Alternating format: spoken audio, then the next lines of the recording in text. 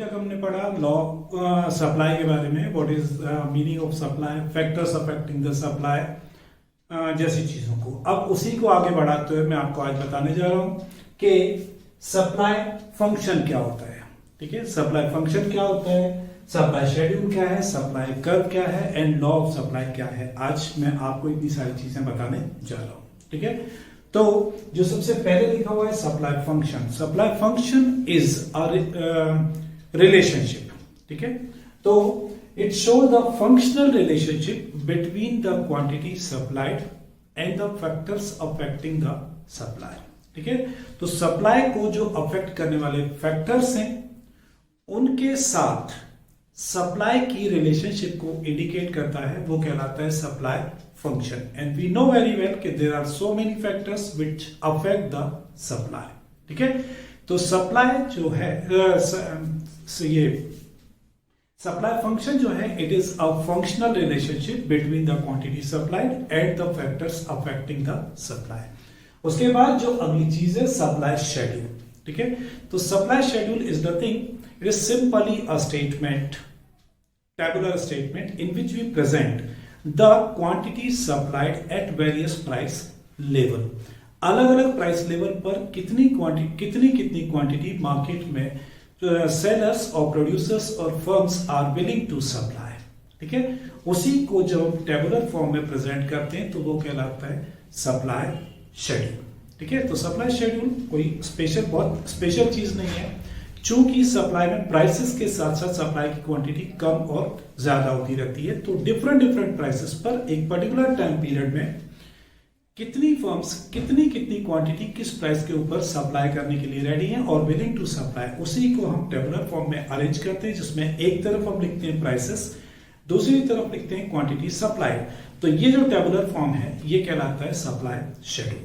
उसके बाद आते हैं हम सप्लाई कर्व की तरफ। सप्लाई कर्व जो है वो सप्लाई शेड्यूल का ही ग्राफिकल रिप्रेजेंटेशन है, मतलब जो क्वांटिटी जिस प्राइस पर जो क्वांटिटी मार्केट में अवेलेबल है या प्रोड्यूसर्स और sellers are willing to supply, if that schedule is presented in graphical form, उसकी को हम ग्राफ में जब प्रेजेंट करते हैं तो वो अपने आप में कहलाता है हमारा supply curve. This is the picture of supply curve. Here we take the prices, here we take the quantity. ठीक है, और जैसे जैसे प्राइसेस ऊपर की तरफ जा रही है तो सप्लाई जो है वो आगे की तरफ बढ़ती जा रही है। अगर प्राइस 0 है तो ऑब्वियसली सप्लाई भी 0 होगी। प्राइस 1 रुपया थी तो सप्लाई सबसे कम होगी।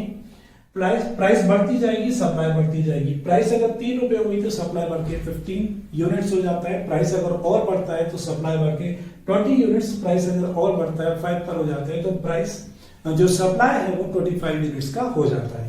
तो ये जो एक शेड्यूल हमने बनाया कि एक तरफ हमने लिखी प्राइसेस 1 2 3 4 5 और उसके बगल में लिखा है क्वांटिटी को 5 10 15 20 और 25, वो हमारा सप्लाई शेड्यूल था। और उसी को जब हमने ग्राफ पे प्लॉट किया तो यहाँ पे क्वांटिटी है, ये प्राइस है और उसको हमने यहाँ पे प्रेजेंट किया तो ये बन जाता है हमारा सप्लाई कर्व। ठीक है, सप्लाई कर्व जो होता है वो हमेशा अपवर्ड स्लोपिंग होता है फ्रॉम लेफ्ट टू राइट, मतलब नीचे से ऊपर की तरफ जाता है, क्योंकि कम प्राइस कम क्वांटिटी, ज्यादा प्राइस ज्यादा क्वांटिटी। ओके, अब बनाते हैं लॉ ऑफ सप्लाई के ऊपर। तो इससे पहले हमने पढ़ा था लॉ ऑफ डिमांड। ठीक है, तो लॉ ऑफ डिमांड जो थी वो एक इनवर्स रिलेशनशिप थी between the price and the quantity supplied. जो लॉ ऑफ सप्लाई है इट इज अ पॉजिटिव और direct relationship between the price of the commodity and the quantity supplied. ठीक है, तो इसका मतलब ये हुआ कि प्राइस के रिस्पेक्ट में सप्लाई प्राइस के डायरेक्शन में चलती है। If the price are going up and up and up, supply will go up and up and up, है ना। और अगर प्राइसेस नीचे की तरफ आती, कम होती, तो सप्लाई भी डाउनवर्ड फॉल में आ जाएगी।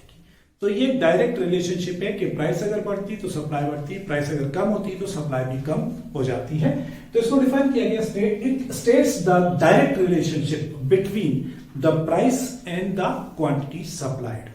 बट साथ में ये जरूरी होता है कि other factors must be constant, क्योंकि सप्लाई को अफेक्ट करने वाले फैक्टर्स में सिर्फ प्राइस ही नहीं होता है बल्कि बहुत सारे फैक्टर्स भी होते हैं। ठीक है, but when we study the law of supply, तो we have to concentrate only on the price of that commodity, सिर्फ उसी की बात करेंगे, बाकी के सारे फैक्टर्स आपको कांस्टेंट रख के चल रहे हैं, मतलब बाकी के फैक्टर्स को मान के चल रहे हैं कि देयर इज नो चेंज। तो what will be the impact of the price और what is the relationship between the price and quantity supplied, तो वो बताता है हमारा law of supply, that is the direct relationship कि प्राइस बढ़ने के साथ साथ सप्लाई बढ़ेगी, प्राइस कम होने के साथ साथ सप्लाई कम हो जाएगी, subject to other factors are consistent, there is no change in other factors, only the changing factor is price of that commodity. ठीक है, उसके बाद important points about law of supply. ये जो हमारा लॉ ऑफ सप्लाई है, इसके जो 4 पॉइंट्स इंपॉर्टेंट निकल के आ रहे हैं वो ये हैं कि it shows the direct relationship between the price and the quantity, price of the commodity and the quantity of the commodity. ठीक है, उसके बाद जो सेकेंड पॉइंट है, it is qualitative statement. Qualitative statement का मतलब होता है कि ये सिर्फ एक रिलेशनशिप को बता रहा है कि what will happen if there is change in price of the commodity, but ये इस चीज को एक्सप्लेन नहीं करती कि how much। ठीक है, there is no proportional relationship between the price change and quantity change। तो हम यहां पर ये कंसीडर नहीं करें कि प्राइस के साथ साथ क्वांटिटी सप्लाइड में कितना चेंज आएगा। वी ओनली से कि if there is change in price there will be change in supply। Okay, उसके बाद no proportional relationship between the price and supply, ये मैंने आपको बता ही दिया है कि ये लॉ सिर्फ आपको यहीं तक बताता है कि अगर प्राइस चेंज होती है तो सप्लाई चेंज होगी। ठीक है, पॉजिटिवली चेंज होगी अकॉर्डिंग टू कि अगर वो प्राइस बढ़ रही है तो सप्लाई बढ़ेगा और अगर प्राइस कम हो रही है तो सप्लाई भी कम हो जाएगा। बट ये इट नेवर एक्सप्लेन्स कि कितनी प्राइस बढ़ने पर कितनी क्वांटिटी चेंज होगी, मतलब बढ़ेगी। तो ये कोई प्रोपोर्शनल रिलेशनशिप को एक्सप्लेन नहीं करता है। एंड लास्टली वी से it this law is also called one sided study. ये लॉ जो है वो वन साइडेड स्टडी करता है। इसका मतलब ये हुआ कि ये सिर्फ और सिर्फ प्राइस का सप्लाई के ऊपर इफेक्ट बताता है, सप्लाई का प्राइस के ऊपर इफेक्ट नहीं बताता है। जबकि प्रैक्टिकली अगर देखा जाए तो supply also affects the price. ठीक है, अगर सप्लाई बढ़ जाती है तो प्राइसेस भी क्या होती हैं, अगर सप्लाई बढ़ जाती है तो प्राइसेस कम होने लगती हैं, और अगर सप्लाई कम हो जाता है तो प्राइसेस बढ़ने लगती हैं। लेकिन ये लॉ जो है वो सिर्फ इस चीज की स्टडी करता है कि what will happen when the prices will change, not study what will happen if the supply is changed. तो सप्लाई का प्राइस के ऊपर क्या इफेक्ट आएगा उसकी स्टडी नहीं करता है, यह सिर्फ स्टडी करता है कि प्राइस का सप्लाई के ऊपर क्या इफेक्ट आएगा। Therefore it is called one sided law. Law of supply को आगे बढ़ाते हुए अब मैं आपको बताने जा रहा हूं reasons for law of supply, या लॉ ऑफ सप्लाई क्यों एप्लीकेबल होता है, और उसके साथ साथ मैं आपको एक्सप्लेन करूंगा exceptions to the law of supply. Law of supply के जो अपवाद होते हैं कि किन सिचुएशंस में लॉ ऑफ सप्लाई एप्लीकेबल नहीं होगा। तो पहले आपको बता रहा हूं reasons for the law of supply. ठीक है, उसमें रीजन जो यहाँ पे दे रखे हैं सामने आपके लिखे हुए 3 है। पहला profit motive. Every firm who is the supplier और हु इज द सेलर और who is the producer in the market will supply the profit to earn more and more profit.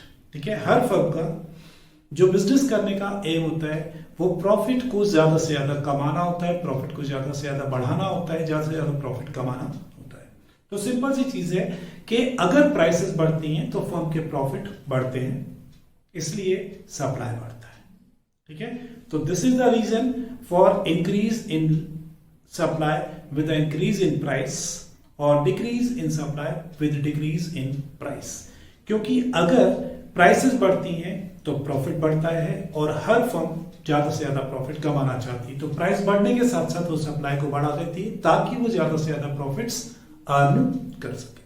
और अगर सप्लाई कम होता है तो ऑब्वियसली फर्म के profits कम होने लगते हैं।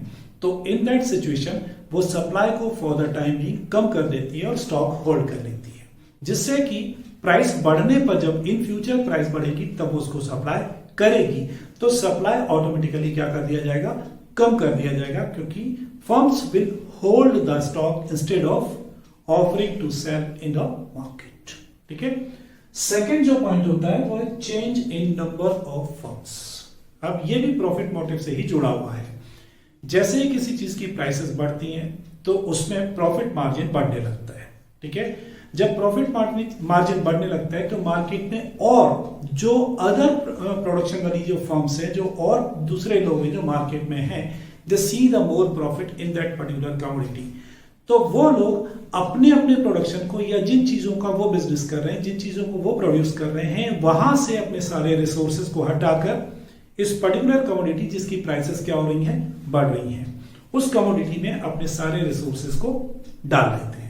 इस तरीके से उस पर्टिकुलर कमोडिटी के मार्केट में नई फर्म्स एंटर हो जाती हैं और सप्लाई बढ़ जाता है। ठीक है। और अगर प्राइसेस कम होने लगती हैं तो ऑलरेडी जो एग्जिस्टिंग फर्म्स हैं, ठीक है, जो उस मार्केट में काम कर रही हैं, उनको नुकसान होने लगता है, उनका प्रॉफिट मार्जिन बहुत कम हो जाता है। तो लॉन्ग टर्म तक सेम प्रॉफिट पर वो फर्म्स मार्केट में सर्वाइव नहीं कर सकती हैं, therefore they leave the market. उस कमोडिटी के मार्केट को छोड़ के बाहर हो जाती हैं, उस पर्टिकुलर चीज के बिजनेस को वो बंद कर देती हैं। जैसे ही वो बिजनेस को बंद करती हैं तो उनकी तरफ से जो सप्लाई था वो कम हो जाता है और प्राइस घटने के साथ इस तरीके से सप्लाई कम हो जाता है। तो जब प्राइसेस बढ़ती हैं तो बिकॉज ऑफ बहुत सारी नई फर्म्स उस मार्केट में एंटर हो जाती हैं और सप्लाई बढ़ जाती है, क्योंकि एक फैक्टर आपको बताया था कि नंबर ऑफ फर्म्स जो होती है मार्केट में, they also affects the supply of the firm. Number of firms बढ़ जाएंगी तो सप्लाई बढ़ जाएगा, और नंबर ऑफ फर्म्स अगर कम हो जाएंगी तो सप्लाई कम हो जाएगा। फर्म के नंबर्स मतलब नंबर ऑफ फर्म्स बढ़ने का रीजन सीधा सा क्लियर है कि जब प्रॉफिट मार्जिन बढ़ते हैं because of the prices are going up. ठीक है।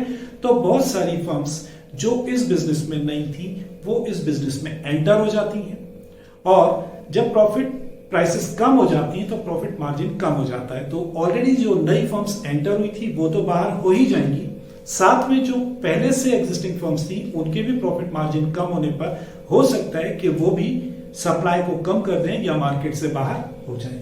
और अगर फर्म्स मार्केट से बाहर होती चली जाएंगी तो उनका जो कंट्रीब्यूशन था मार्केट में वो कम हो जाएगा और सप्लाई कम हो जाएगा।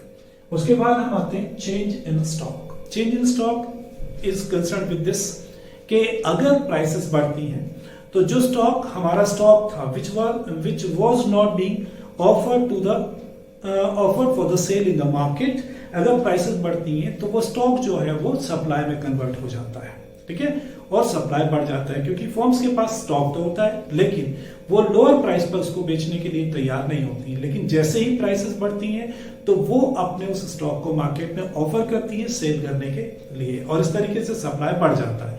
लेकिन अगर प्राइसेस कम होती हैं तो फर्म्स जो हायर प्राइस पर मार्केट में प्रोडक्शन को बेचने के लिए तैयार थी, प्राइसेस गिरने के साथ ही वो स्टॉक को मार्केट से क्या करती हैं, हटा लेती हैं, मतलब ऑफर से, बेचने के ऑफर से उसको रोक देती हैं और वो स्टॉक में कन्वर्ट हो जाता है। तो इस तरीके से मार्केट में या तो स्टॉक जो सेल का स्टॉक है, ऑफर है, वो बढ़ जाता है तो स्टॉक कम हो जाता है और सेल क्वांटिटी बढ़ जाती है। और अगर प्राइसेस कम हो जाती हैं तो सेल क्वांटिटी कम होकर स्टॉक बढ़ जाता है। तो स्टॉक में चेंज हो जाता है कि या तो स्टॉक बढ़ जाता है या स्टॉक कम हो जाता है with change in price of the commodity. तो इस तरीके से इस लॉ के एप्लीकेबल होने का जो बेसिक जो मोटो है वो अल्टीमेटली कहीं ना कहीं प्रॉफिट है, क्योंकि प्राइस के साथ साथ प्रॉफिट अफेक्ट्स होते हैं, और अगर प्रॉफिट्स अफेक्ट होते हैं तो उससे सप्लाई अफेक्ट होती है। More profit more supply, less profit less supply, ये एक सिंपल सा कंसेप्ट है कि जब आपको प्रॉफिट ज्यादा मिलते हैं तो आप ज्यादा से ज्यादा माल बेचने की कोशिश करते हैं, और अगर आपको मार्जिन कम हो जाते हैं तो उस प्राइस पर आप माल बहुत ज्यादा नहीं बेचेंगे तो तब भी, क्योंकि कुछ भी जो भी प्रॉफिट हो रहा है एटलीस्ट वो तो आपको हो ही रहा है, अपना खर्च चलाने के लिए, अपना घर चलाने के लिए कुछ ना कुछ प्रॉफिट तो आपको कमाना ही पड़ेगा। तो भले ही कम हो रहा है लेकिन फिर भी आप उस प्राइस पर बहुत ज्यादा माल ऑफर नहीं करेंगे। ठीक है। और आप कोशिश करेंगे उसको तब तक रोकने की जब तक कि प्राइसेस आपके अकॉर्डिंग ना आ जाएं। जैसे ही आपको आपके हिसाब से प्राइस मिलने लगे कि आप उस स्टॉक को मार्केट में बेचने के लिए ऑफर कर देंगे। अब मैं आ रहा हूं आपको exceptions to the law of supply. हर चीज के कुछ ना कुछ अपवाद होते हैं। अपवाद का मतलब होता है कि वो पर्टिकुलर चीज वहां पर एप्लीकेबल नहीं होती है।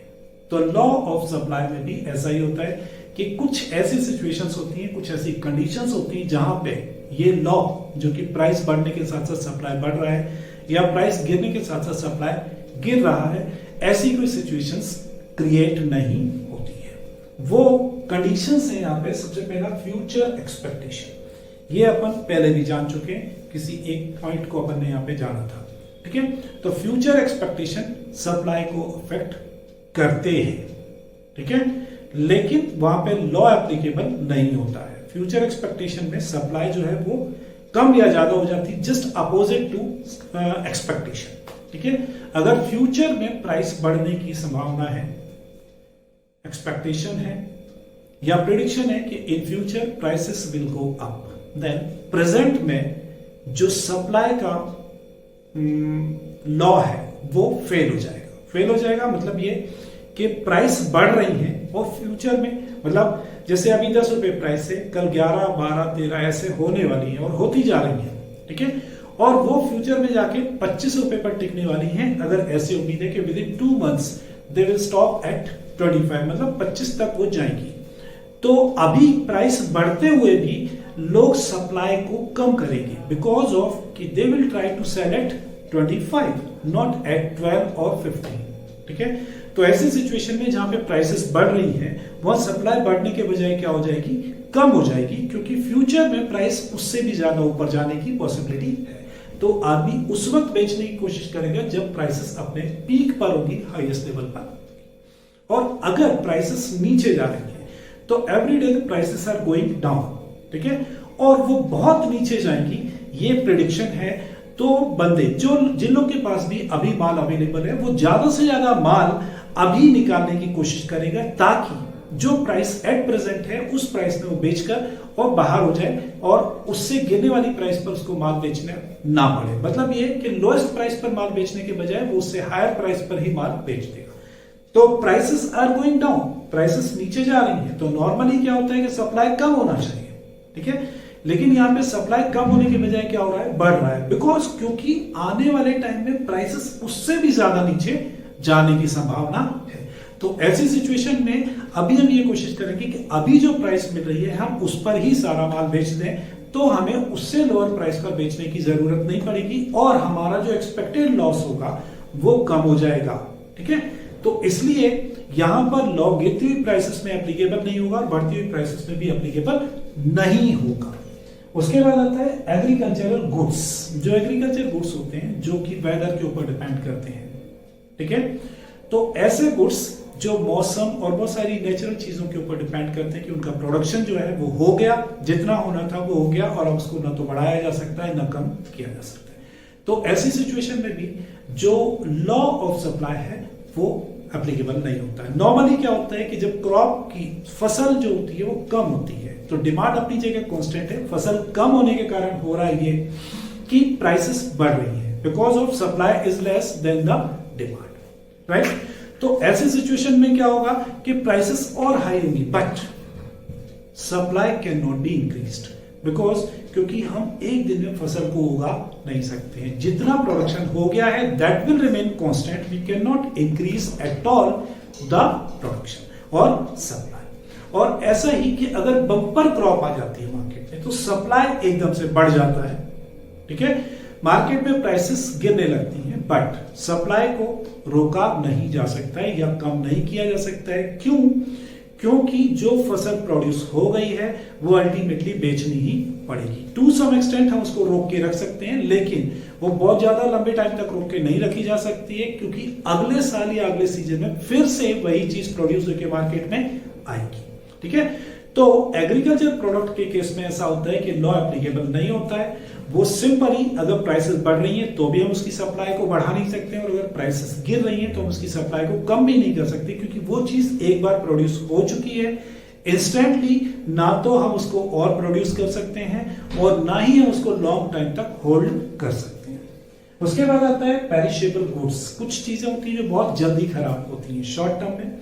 ठीक है, तो ऐसी चीजें जितनी भी प्रोड्यूस हो गई हैं अब ना तो उनको मार्केट से हटाया जा सकता है ना उनके प्रोडक्शन को इंस्टेंटली बढ़ाया जा सकता है क्योंकि हम अगर प्राइसेस गिरती हैं, सपोज करें अगर प्राइसेस गिरती हैं, तो हम चूंकि उसका प्रोडक्शन कर चुके हैं और अगर हम उसको बेचेंगे नहीं तो वो खराब हो जाएंगी। ठीक है, अब खराब हो जाएंगी तो हमें टोटल लॉस होगा। तो ऐसी सिचुएशन में हम उसको टोटल लॉस के बजाय जिस प्राइस में भी वो बिक रही है उस प्राइस में बेचने की कोशिश करेंगे।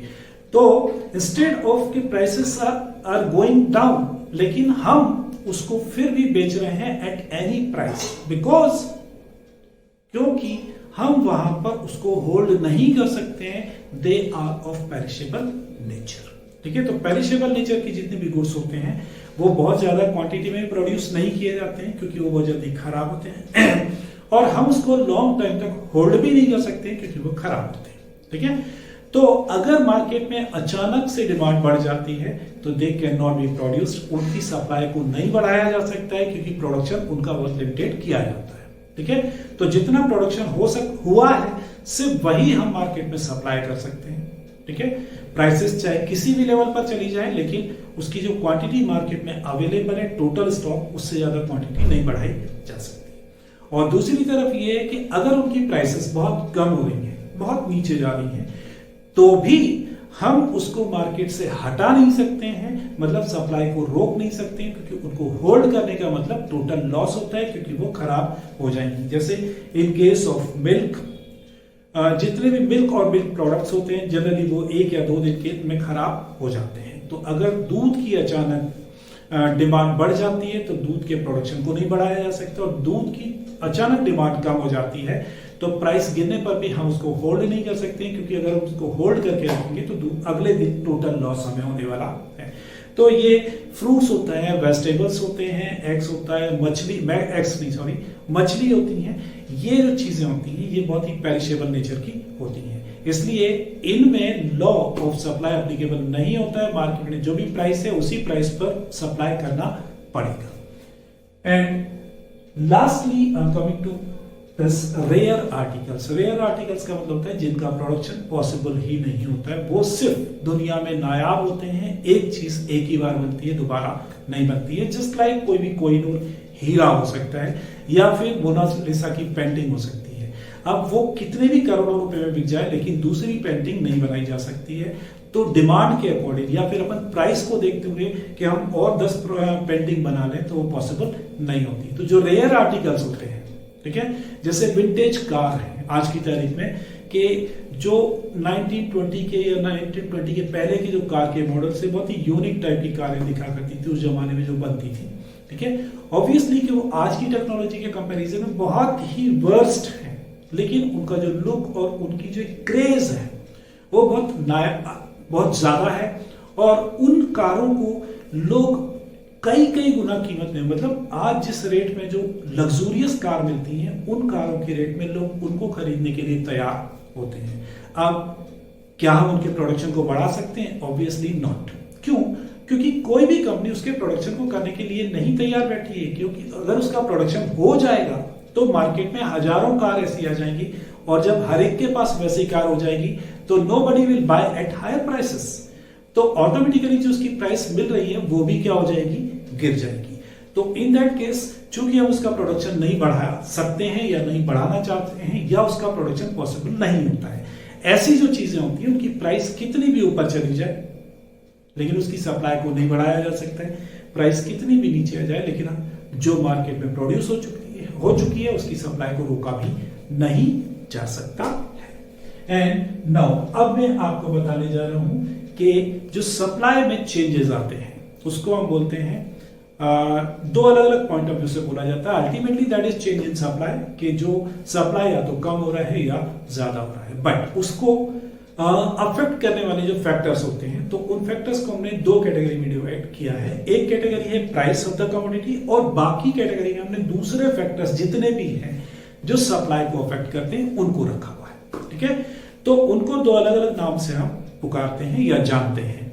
ठीक है, तो वही चीज मैं आपको एक्सप्लेन करने जा रहा हूं। सेम चीज हमने इससे पहले लॉ ऑफ डिमांड में भी पढ़ी थी, वैसी की वैसी चीज यहां पर भी है। तो हम बोलते हैं movement along the demand curve. हम एक डिमांड कर्व बनाते हैं जिसमें एक लाइन चलती है हमारी सप्लाई की अकॉर्डिंग टू प्राइस। तो वो जो सप्लाई की लाइन है, अगर वही आगे की तरफ बढ़ती है या पीछे की तरफ आती है तो उसको बोलते हैं movement along the supply curve. Just like इस तरीके से कि ये हमारी ग्राफ बना रहे हैं हम, ये हमारी सप्लाई की लाइन बनी हुई है। अब ये लाइन अगर ऊपर की तरफ मूव कर रही है तो ये movement along the supply curve, या ये ही लाइन नीचे की तरफ आती है तो हम इसको बोलते हैं, जैसे हमारी इस प्राइस पर सप्लाई यहां था, प्राइस बढ़ेगी सप्लाई बढ़ जाएगा, प्राइस कम होगी सप्लाई कम हो जाएगा। तो ये जो लाइन है हमारी, मान लो पहले इस लाइन पर थी, बिकॉज ऑफ कि प्राइस कम थी, जैसे ही प्राइस बढ़ी तो सप्लाई हमारी बढ़ के यहां चली गई, तो ये लाइन यहां से आगे की तरफ मूव कर गई। प्राइसेस और ऊपर बढ़ी तो सप्लाई और आगे चली गई, तो ये हमारी लाइन जो है और आगे की तरफ मूव कर गई। अब अगर हम यहां से इसको देखें कि इस लेवल से प्राइसेस कम अगर होती है, कि प्राइस जो थी वो यहां से यहां आ गई, तो जो सप्लाई है वो यहां से यहां आ जाएगा, तो ये लाइन जो है वो नीचे की तरफ मूव करना शुरू होगी। तो कुल मिला के ये लाइन जो है ऊपर की तरफ मूव करती है, या फिर जब नीचे की तरफ मूव करती है तो इसको हम बोलते हैं मूवमेंट अलोंग द कर्व। ठीक है, इट इज सेम चीज, इसको हम इस नाम से भी जानते हैं, चेंज इन क्वांटिटी सप्लाइड। तो चेंज इन क्वांटिटी सप्लाइड और movement along the supply curve और expansion and contraction in supply, ये सब चीजें एक हैं, और ये नाम तब दिया जाता है when the change is due to change in price of the commodity. अगर कमोडिटी की खुद की प्राइस के कारण उसकी सप्लाई में अगर कोई भी चेंज आता है, चाहे वो अपवर्ड चेंज हो चाहे वो डाउनवर्ड चेंज हो, ठीक है, उसको हम बोलते हैं either movement along the curve, और हम उसको बोलते हैं चेंज इन क्वांटिटी सप्लाइड, या फिर हम उसको बोलते हैं expansion and contraction of demand. ठीक है, दूसरी तरफ होते हैं हमारे अदर फैक्टर्स, मतलब जो प्राइस के अलावा, कमोडिटी की प्राइस के अलावा जो फैक्टर्स होते हैं, if they affect the supply of curve, supply of commodity, then we call that shift in supply curve or change in supply or increase and decrease in supply। अब मैं आपको इसको ऐसे एक्सप्लेन करता हूं कि अगर यहां पर ये कर्व मैंने बनाया है, ठीक है,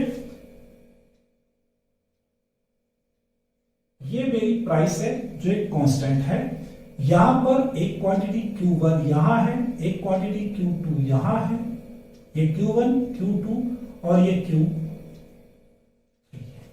ठीक है, प्राइस अपनी जगह कांस्टेंट है, लेकिन क्वांटिटी जो सप्लाइड है वो यहां पर है, तो ये हमारा सप्लाई कर्व इधर होगा। अगर क्वांटिटी हमारी सप्लाइड यहां पर होती है तो सप्लाई कर्व हमारा यू बनेगा, और अगर क्वांटिटी यहां पे होती है तो सप्लाई कर्व हमारा यहां बनेगा। मतलब हमारे सप्लाई कर्व में वो या तो ये होगा या ये होगा या ये होगा। इस तरीके से ये जो सप्लाई कर्व बना हुआ है, it is called shift in supply curve, कि प्राइस अपनी जगह कांस्टेंट है, but due to other factors जो क्वांटिटी है वो चेंज हो रही है, वेरिएट हो रही है, अपने प्लेस से यहां पर जा रही है। तो जो हमारा ओरिजिनल कर्व था उसने अपने प्लेस को छोड़ के दूसरी जगह कहीं कर्व ड्रॉ किया या बनाया। तो अगर क्वांटिटी हमारी कम हो रही है तो ऑब्वियसली सेम प्राइस होते हुए भी हमारी क्वांटिटी यहां प्राइस को कट करेगी, तो हमारा सप्लाई कर्व जो है वो यहां से यहां शिफ्ट हो जाएगा। ठीक है, और अगर क्वांटिटी डिमांड सप्लाई बढ़ जाती है तो हमारा जो ओरिजिनल कर्व यहां था सेम प्राइस पर, अब ये क्वांटिटी यहां इंटरसेक्ट करेगी तो हमारा कर्व यहां पर बनेगा। It is called shift in supply curve, and this happens due to change in factors other than the price of the commodity। और अब इसी चीज को मैंने यहां पर जब आपको एक्सप्लेन किया है तो वो चीज ऐसे है कि यहां पर 0 प्राइस है, यहां पे 1 रुपया, यहां पे 2 रुपया, यहां पे 3 रुपया और यहां पे 4 रुपया प्राइस है, यहां पे क्वांटिटी है हमारे पास। तो जब प्राइस कम होती है तो क्वांटिटी हमारी कम होती है, प्राइस बढ़ती है क्वांटिटी बढ़ जाती है, प्राइस और बढ़ती है क्वांटिटी और बढ़ जाती है, प्राइस और बढ़ती है क्वांटिटी और बढ़ जाती है।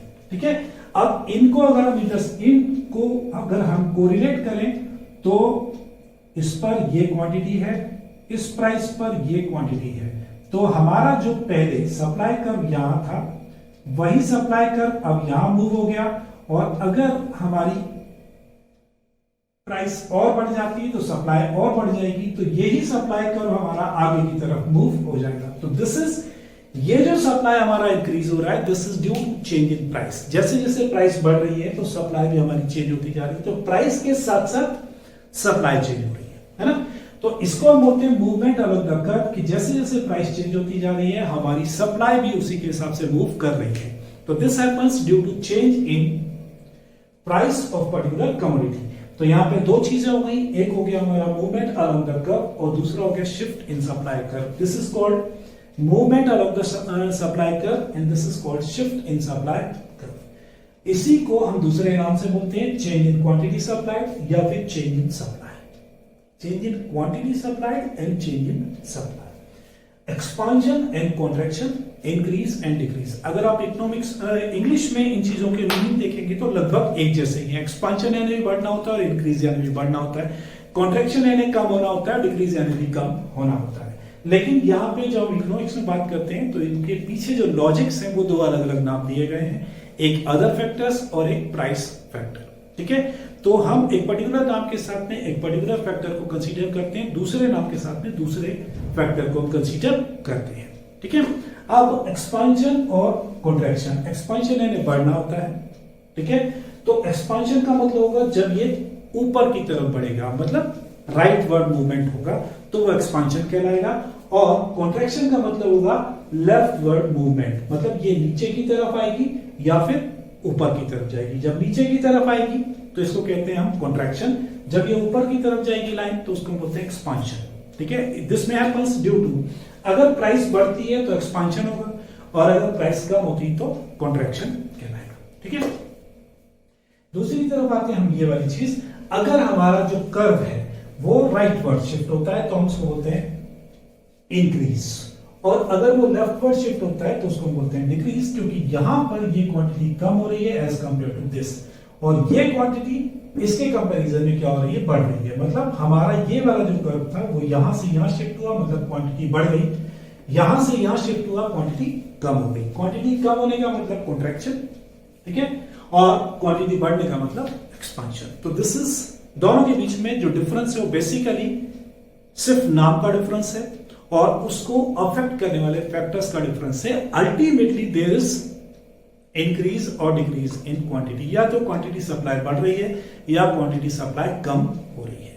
तो यहां पर ये सारी जो चीजें थी वो मैंने आपको बताई, ठीक है, और इनके कुछ डिफरेंसेस जो आपको दे रखे हैं वो आप बुक से कर सकते हैं, क्योंकि मैं आपको डिफरेंस को यहाँ पे बहुत ज्यादा एक्सप्लेन नहीं कर रहा हूं, क्योंकि डिफरेंस उन्होंने बहुत सारे बना के आपको